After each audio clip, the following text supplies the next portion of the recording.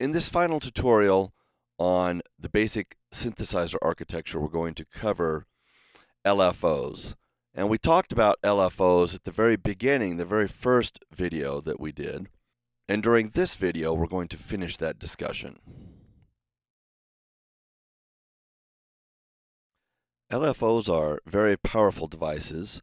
You remember in our first video that I mentioned that they are an oscillator as well. So we have an electronic oscillator that's generating our waveforms, like these waveforms here: square, sawtooth, sine, triangle waves. We also have a low frequency oscillator, or LFO. I mentioned that a low frequency oscillator is defined as a frequency that is less than 20 hertz. So right there, that tells you that you can't hear it because it's outside of our range of hearing. Remember, humans hear from 20 hertz to 20 kilohertz. So 20 hertz and below is outside of our range of human hearing. So obviously it doesn't affect the sound as far as actually affecting the frequencies.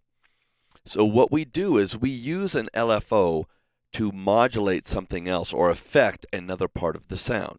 So an LFO is used to affect some part of the sound.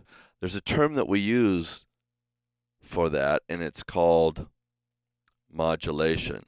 When we are modulating something, we are affecting it in some way. So we use an LFO to modulate the sound. Let me give you an example. If we wanted to modulate pitch, so we wanted to modulate the pitch of our original electronic oscillator, we could do that using an LFO. So we would take an LFO and we would assign the LFO to modulate or affect the pitch. So essentially it would be like taking the LFO and having the LFO modulate or control or affect the pitch knob of the oscillator. So that would be one use of an LFO, would be to change the pitch of an oscillator. Another use of an LFO might be to create a tremolo effect. Okay, what's tremolo for you guitar players? Tremolo is the increasing or decreasing of the volume. So it's like grabbing onto the volume knob of your guitar and turning it up and down, up and down. Well, we could assign an LFO to do that same thing. We could assign an LFO to turn up or down the volume or gain control of our synthesizer. So LFO could control the volume of our synth. Now the rate or the frequency of the LFO is going to determine how fast that pitch vibrato happens, or the volume change, the tremolo effect on the guitar happens. If we're using a fast LFO, it's going to occur at a rapid rate. If we're using a very slow LFO, the tremolo or the pitch are going to change more gradually. So let's take a look at LFOs and how they can be used to change or affect part of the sound. So here I have my synth.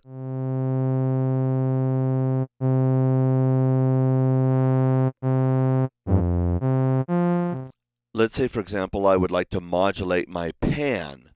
Okay, so I want my synthesizer to pan from left to right. I could assign the pan to be modulated by an LFO. Now you can see the LFO is going to be modulating the pan.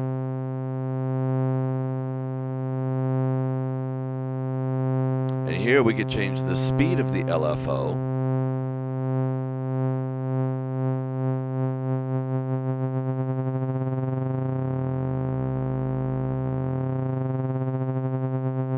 Okay, so that LFO, if I'm doing that, I'm increasing the megahertz. You can see there it's up to 6, 8 hertz.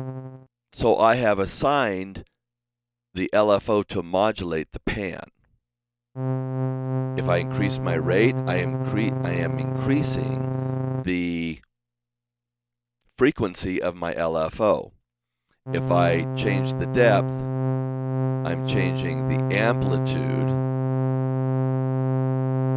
of my LFO. So the depth tells it how much it moves to the left or right, and the rate tells us how fast it's going to go. The difference between this LFO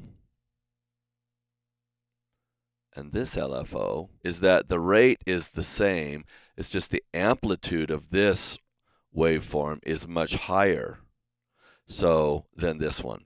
So what that's going to do is essentially, this is like turning up the depth knob. So it has greater depth, and this has a more shallow depth.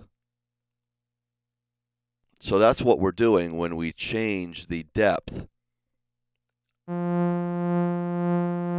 We are increasing the amplitude of the LFO. When we increase the rate, we are increasing the speed of the LFO. Using an LFO, we can also affect other things. Let's say, for example, we wanted to affect or have the LFO sweep the cutoff frequencies. We could do that as well. We could modulate the cutoff with an LFO. So now this cutoff frequency is being moved to the left or to the right by my LFO. Okay, I want it less depth. Maybe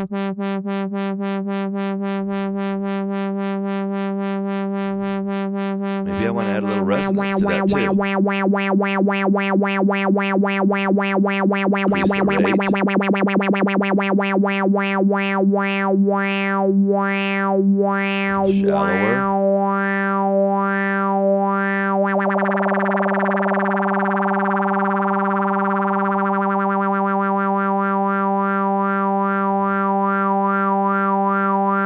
So there are a lot of ways that we can use an LFO to affect or change the sound of our synth.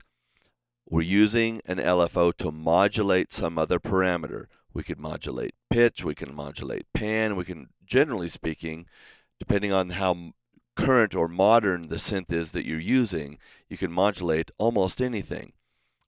So modulation and LFOs as a means of modulation are two very powerful tools that can be used as we create new and interesting sounds with our synthesizers.